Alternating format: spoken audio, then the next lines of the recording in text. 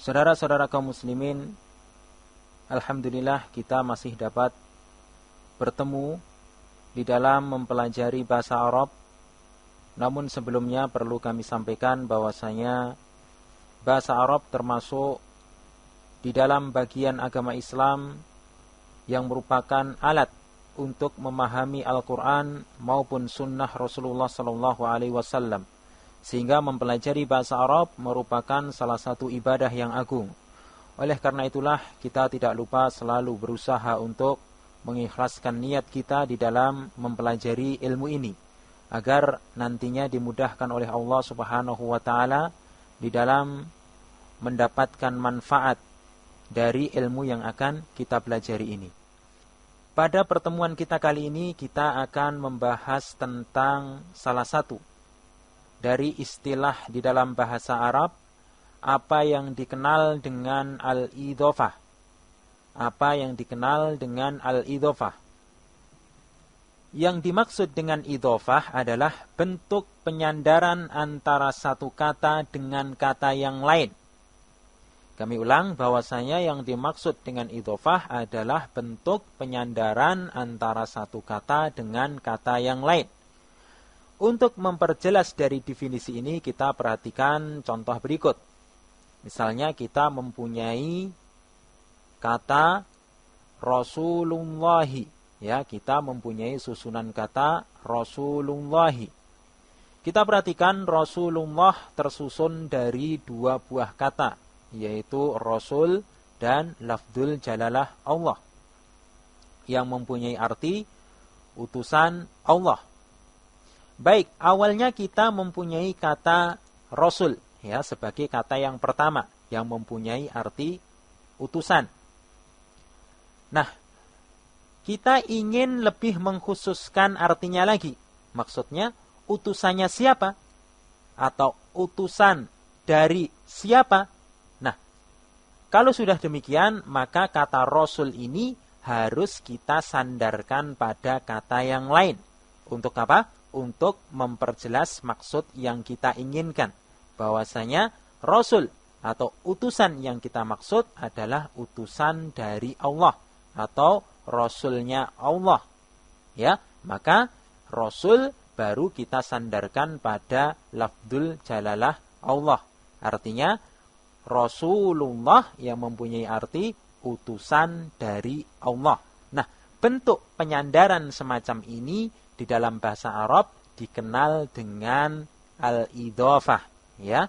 Kita perhatikan kata yang pertama, ya, yang di sini, ya, sebagai contoh adalah Rasul, ini dinamakan mudhaf. Ya, kita perhatikan kata yang pertama, ya, dinamakan mudhaf atau kata yang hendak kita sandarkan pada kata yang lain. Kemudian kata yang kedua di sini dalam contoh adalah lafdzul jalalah Allah, ya, lafadz Allah, ya, dikenal dengan mudhafun ilaihi atau kata yang disandari, ya, kata yang disandari, atau lebih mudahnya bahwasanya susunan idhofah itu terdiri dari dua kata. Kata pertama dinamakan dengan mudhaf, kata yang kedua dinamakan dengan mudhafun ilaih. Baik, untuk lebih jelasnya lagi kita perhatikan contoh yang lain. Misalnya kita buat contoh Kitabul Ustadzi, ya, Kitabul Ustadzi. Nah, awalnya kita mempunyai kata kitab, artinya buku. Kita ingin lebih memperjelas lagi. Bukunya siapa? Ya, buku milik siapa? Nah, kalau kita ingin lebih memperjelas maknanya, maka kata kitab tersebut kita sandarkan pada kata yang lain, ya, sehingga terbentuklah susunan idhofah. Misalnya kita sandarkan pada kata al-ustadzi, ya, al-ustadzi, sehingga menjadi apa? Kitabul Ustadzi, buku milik ustadz itu, ya, bukunya ustadz. Baik, Kitabul Ustadzi terdiri dari dua kata pula, yaitu kitab, ya. Kita ingat kata yang pertama atau kata yang hendak kita sandarkan dinamakan dengan mudhaf. Kata yang kedua atau kata yang disandari dinamakan dengan mudhafun ilaihi. Baik, inilah yang dikenal dengan susunan idhofah. Baik, ternyata idhofah ini ya secara ringkas mempunyai ketentuan umum. Kita perhatikan dari dua contoh di atas bahwasanya ya ada ketentuannya. Ketentuan yang pertama bahwasanya apa?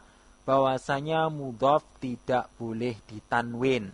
Kita perhatikan bahwasanya mudhaf tidak boleh ditanwin. Sehingga kata Rasul kita perhatikan kata yang hendak kita sandarkan pada kata yang lain. Di sini Rasul maupun kitab dia tidak ditanwin walaupun dia tidak menggunakan alif dan lam. Kita ingat bahwasanya kalau ada suatu kata kalau tidak pakai alif lam berarti dia pakai tanwin. Kalau tidak pakai tanwin secara umum ya pakai alif dan lam. Namun kalau dia menjadi mudhaf maka dia tidak boleh ditanwin walaupun tidak menggunakan alif dan lam. Sehingga rasulu atau kitabu ya, rasulu atau kitabu menjadi rasulullahi kemudian menjadi kitabul ustadzi. Baik, ini untuk ketentuan yang pertama. Untuk ketentuan yang kedua yaitu bahwasanya mudhafun ilaih biasanya berharokat akhir kasrah. Ya, mudhaf ilaih biasanya berharokat akhir kasrah. Sehingga kita perhatikan Rasulullahi. Ya, kita perhatikan lafdzul jalalah Allah berharokat kasrah. Demikian pula kitabul ustadzi. Lafat ustad di sini ya, kata ustad dia berharokat akhir kasrah. Kemudian ketentuan yang ketiga adalah bahwasanya mudhaf dan mudhaf ilaih kedua-duanya merupakan isim. Ya, kita perhatikan bahwasanya mudhaf dan mudhaf ilaih kedua-duanya merupakan isim. Sehingga ketentuan yang ketiga ini ya kiranya menjadi bonus ya, bonus tentang ciri-ciri dari isim. Bahwasanya ciri isim itu idhofah. Ciri isim adalah salah satunya idhofah. Itu tentang idhofah ya. Yang tadi kita katakan bahwasanya sebagai bonus dari ciri isim. Sehingga praktisnya bagaimana? Seandainya kita menemukan dua buah kata. Ini praktek praktisnya apabila kita menemukan dua buah kata.